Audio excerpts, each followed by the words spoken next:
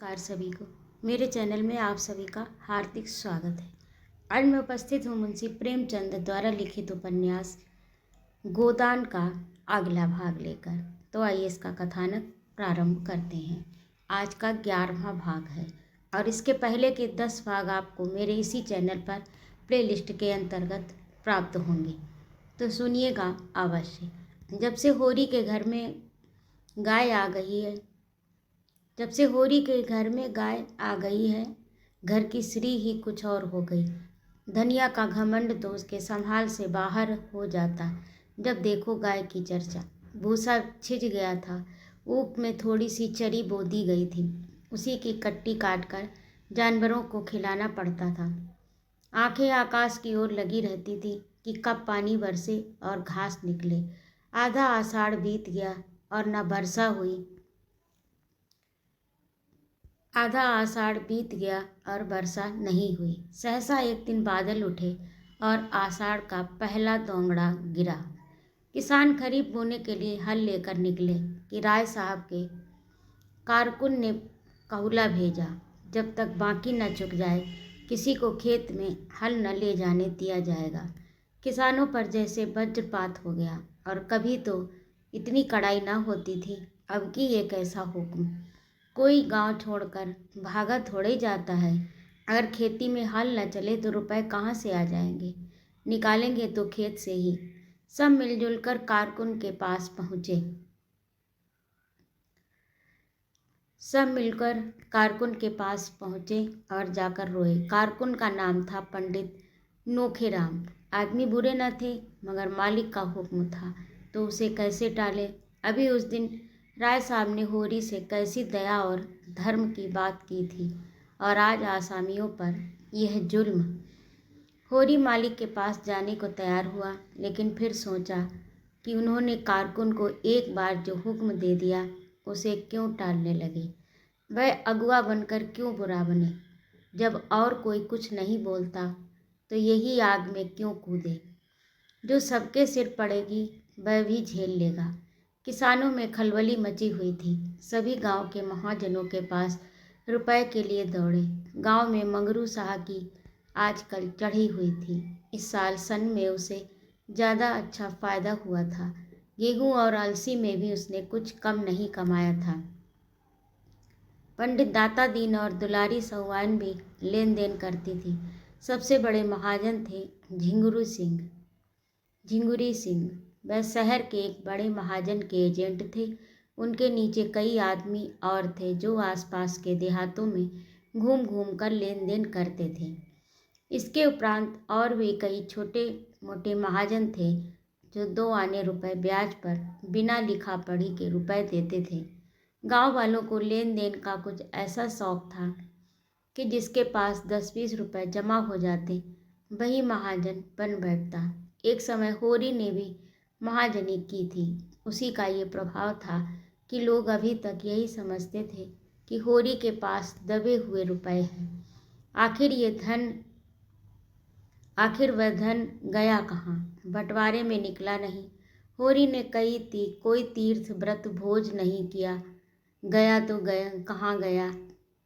जूते जाने पर भी उनके घट्टे बने रहते हैं। किसी ने किसी देवता को सीधा किया, किसी ने आना रुपया ब्याज देना स्वीकार किया, किसी ने 2 आना। होरी में आत्मसम्मान का सर्वथा लोप न हुआ था। जिन लोगों के रुपए उस पर बाकी थे उनके पास कौन मुंह लेकर जाए। झिंगुरी सिंह के सिवा उसे और कोई न सूझा।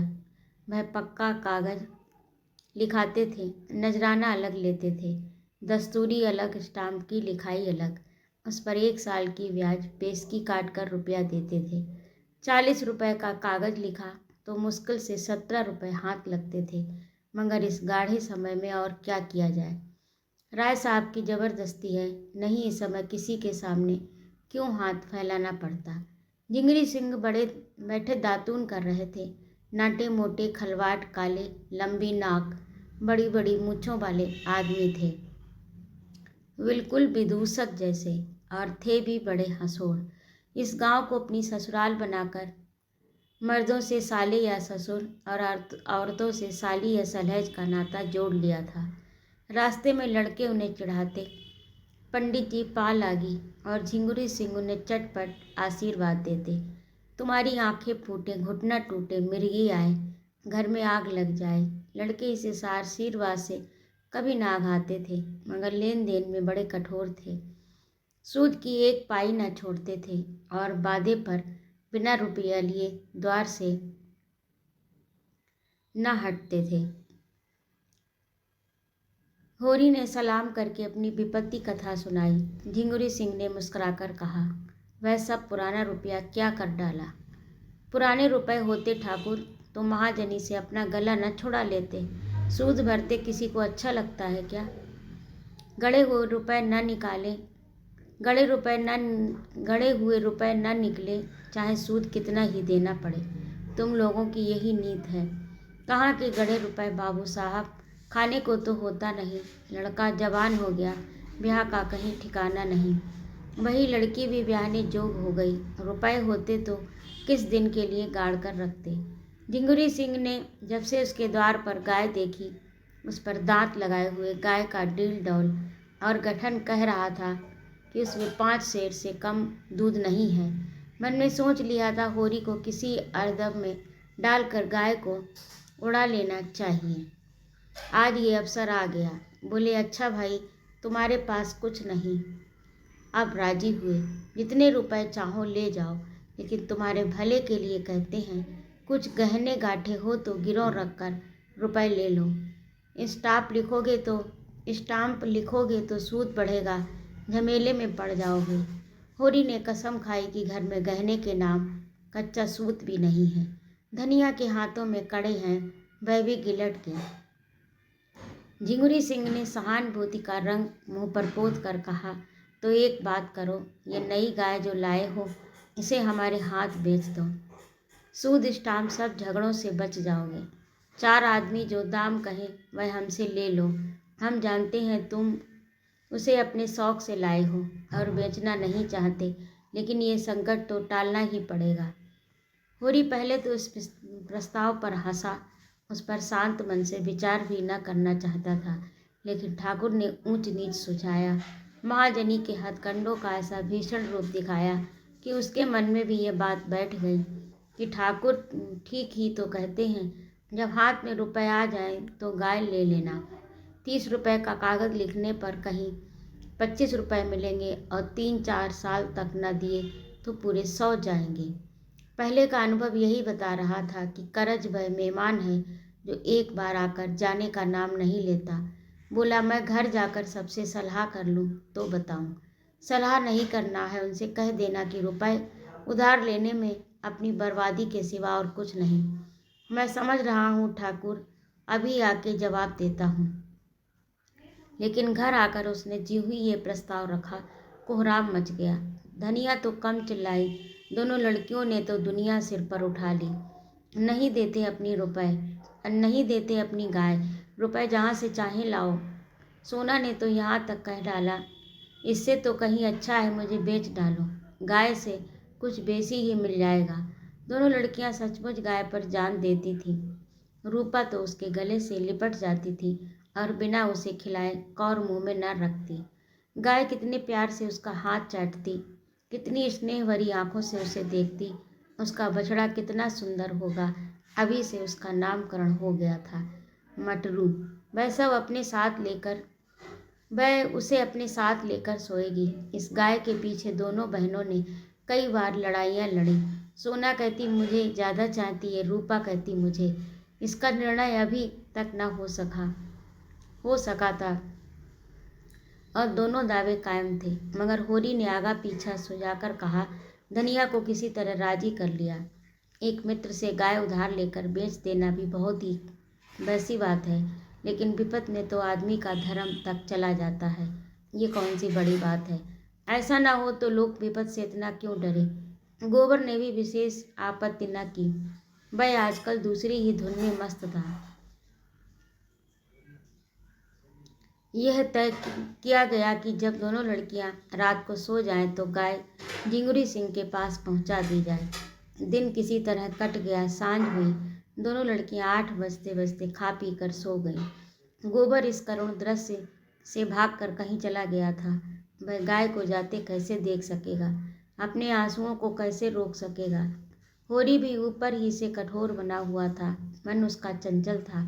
ऐसा कोई माई का लाल नहीं जो इस वक्त उसे 25 रुपये उधार दे दे, चाहे फिर 50 रुपये ले ले।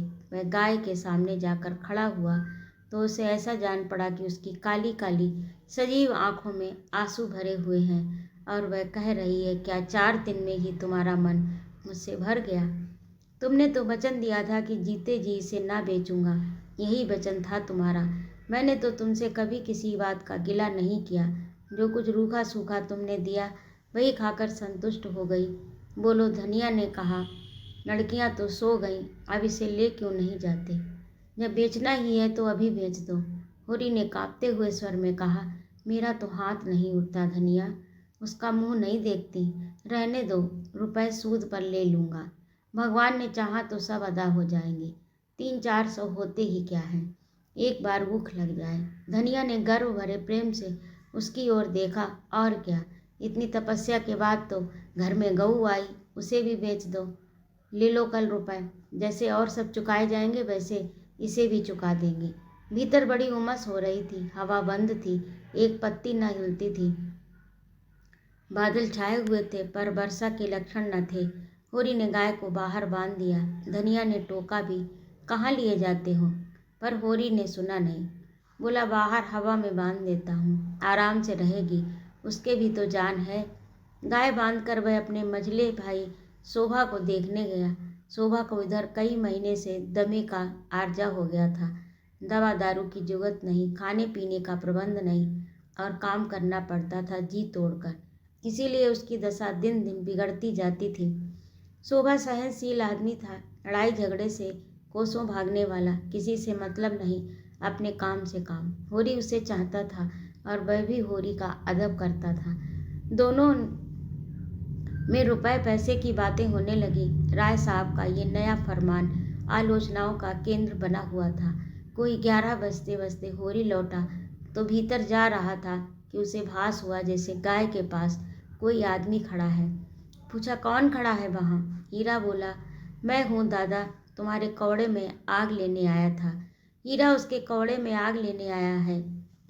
इस जरा सी बात में होरी को भाई की आत्मीयता का परिचय मिला। गांव में और भी तो कौड़े हैं, कहीं से आग मिल सकती थी। हीरा उसके कौड़े में आग ले रहा है तो अपना ही समझ कर दो। सारा गांव उस कौड़े से आग लेने आता था। गांव में सबसे संपन्न यही कौड़ा था, मगर हीरा का आना दूसरी बात थी। और उस दिन की लड़ाई के बाद हीरा के मन में कपट नहीं रहता, गुस्सैल है लेकिन दिल का साफ। उसने स्नेह भरे स्वर में पूछा, तमाकू है कि ला दूं? नहीं, तमाकू तो है दादा। शोभा तो आज बहुत बेहाल है, कोई दवाई नहीं खाता तो क्या किया जाए? इसके लेखे तो सारे वैद्य डॉक्टर हकीम अनाड़ी हैं। भगवान के पास जितनी अक्ल थी वह उसके और उसकी घरवाली के हिस्से पड़ गई। होरी ने चिंता से कहा, यही तो बुराई है उसमें, अपने सयाने किसी को गिनता ही नहीं। और चिढ़ने तो बीमारी में सभी हो जाते हैं। तुम्हें याद है ना, जब तुम्हें इफिंजा हो गया था तो दवाई उठाकर फेंक देते थे। मैं तुम्हारे दोनों हाथ पकड़ता, तब तुम्हारी भाभी तुम्हारी मुंह में दवाई डालती थी, उस पर तुम हजारों गालियाँ देते थे। हाँ दादा, भला वह बात कैसे भूल सकता हूँ। तुमने इतना न किया होता तो तुमसे लड़ने के लिए कैसे बचा रहता। होरी को ऐसा मालूम हुआ कि हीरा का स्वर भारी हो गया है। उसका गला भी भर आया। बेटा, लड़ाई झगड़ा तो जिंदगी का धर्म है, इससे जो अपने हैं वे पराये थोड़े ही हो जाते। जब घर में 4 आदमी रहते हैं तो लड़ाई झगड़े भी होते हैं। जिसके कोई है ही नहीं उसे लड़ाई कौन करेगा? दोनों ने साथ साथ चिलम पी। जब हीरा अपने घर गया, होरी अंदर भोजन करने गया। धनिया रोज से बोली, देखी अपने सपूत की लीला, इतनी रात हो गई और अभी उसे अपने सैल से छुट्टी नहीं मिली। मैं सब जानती हूँ, मुझको सारा पता मिल गया है। भोला की वह राण लड़की नहीं है, झुनिया उसी के फेर में पड़ा रहता है। होरी के कानों में भी इस बात की भनक पड़ी थी पर उसे विश्वास न आया था। गोबर बेचारा इन बातों को क्या जाने। बोला, किसने कहा तुमसे?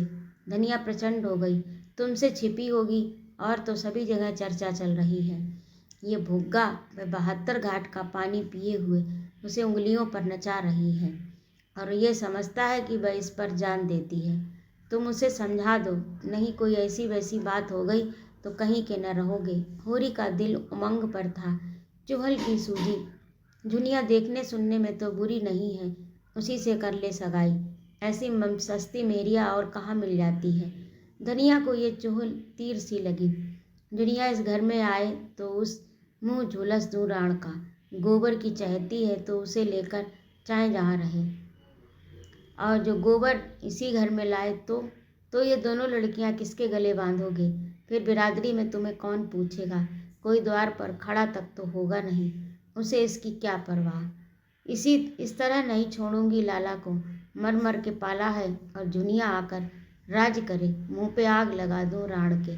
सहसा गोबर आकर घबराई हुई आवाज में बोला, दादा सुंदरिया को क्या हो गया? क्या काले नाग ने छू लिया? वह तो तड़प रही है। होरी चौके में जा चुका था, थाली सामने छोड़कर बाहर निकल आया और बोला, क्या असगुन मुँह से निकालते हो? अभी तो मैं देखे आ रहा हूँ, लेटी थी। तीनों बाहर आए। चिराग लेकर देखा, सुंदरिया के मुंह से फिचको निकल रहा था। आंखें पथरा गई थी, पेट फूल गया था, चारों पांव फैल गए थे। धनिया सिर पीटने लगी। होरी पंडित दाता दीन के पास दौड़ा। गांव में पशु चिकित्सक के वही आचार्य थे। पंडित जी सोने जा रहे थे, दौड़े हुए आए। दम के दम में सारा गांव जमा हो गया। गाय को किसी ने कुछ खिला दिया, लक्षण स्पष्ट थे, साफ विष दिया गया था। लेकिन गांव में कौन ऐसा मुद्दई है जिसने विष दिया हो? ऐसी वारदात तो इस गांव में कभी नहीं हुई। लेकिन बाहर का कौन आदमी गांव में आया? होरी की किसी से दुश्मनी भी न थी, उस पर संदेह किया जाए। हीरा से कुछ कहा सुनी हुई थी, मगर वह भाई भाई का झगड़ा था। सबसे ज़्यादा दुखी तो हीरा ही था। धमकियां दे रहा था कि जिसने ये हत्या का काम किया है इसी समय पकड़ा जाना चाहिए। जिसने ये हत्या का काम किया है उसे पाऊं तो खून पी लूं। वह लाख गुस्सैल हो पर इतना नीच काम नहीं कर सकता। आधी रात तक जमघट रहा। सभी होरी के दुख में दुखी थे और बधिक को गालियां देते थे।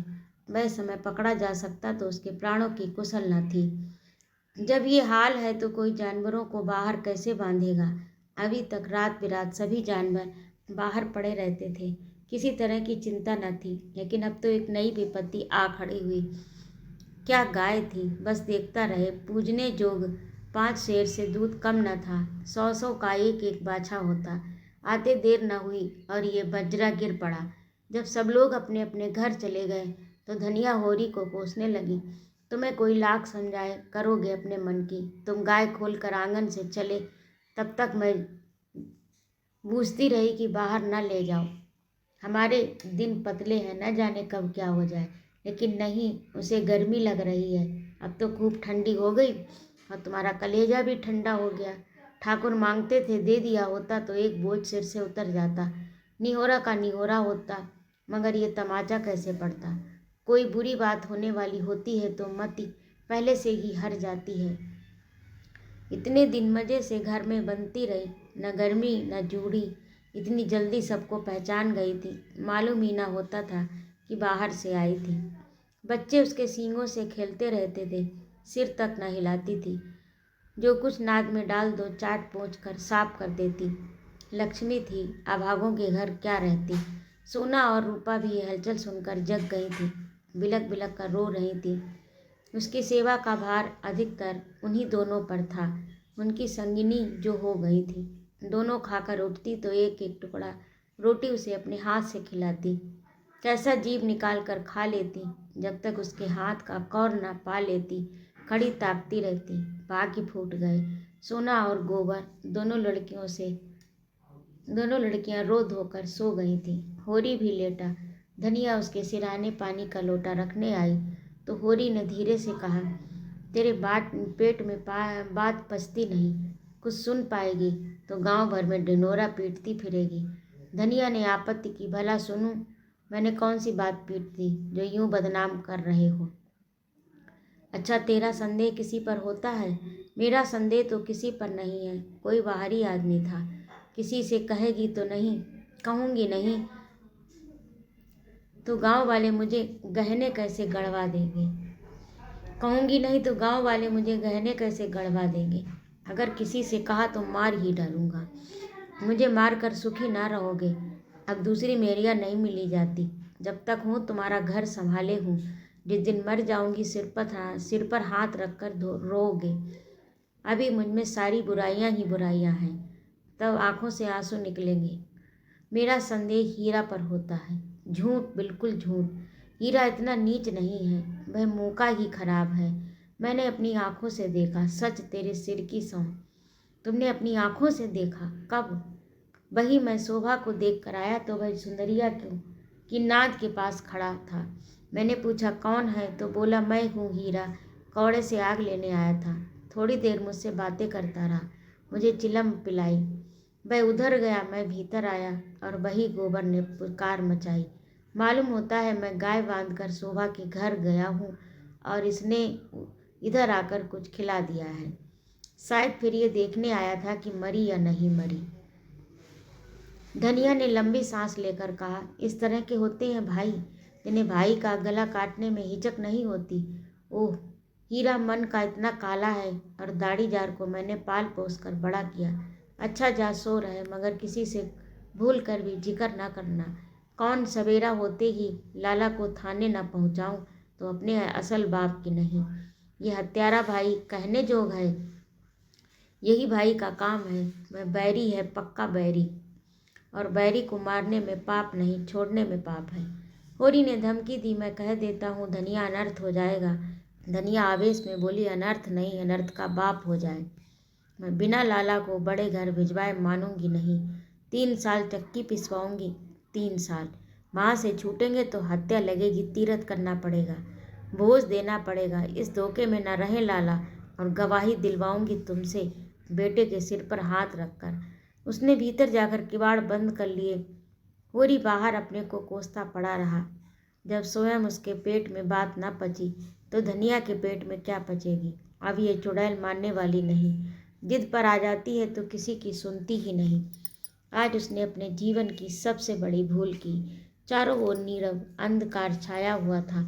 दोनों बैलों के गले की घंटियां कभी कभी बज उठती थीं। 10 कदम पर मृतक गाय पड़ी हुई थी। होरी और घोर पश्चाताप में करवटें बदल रहा था।